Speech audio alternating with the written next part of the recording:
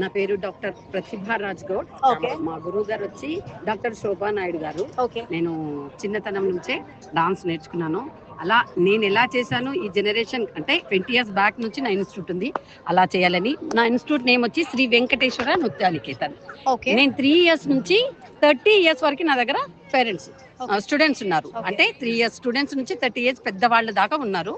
So ఈ రోజు ఇక్కడ వీకెండ్ ప్రోగ్రామ్స్ అన్నమాట. సాటర్డే సండే అంటే ఎవ్రీ వీక్ జరుగుతుందా లేకపోతే ఇప్పుడు ఈ వీక్ తీసుకొచ్చారా పిల్లల్ని? ఎవ్రీ వీక్ జరుగుతుంది. ఇది మేము సెకండ్ టైం అన్నమాట ఇక్కడ రావడం. ఫస్ట్ టైం అంతా సీనియర్ స్టూడెంట్స్ తీసుకొచ్చినాను.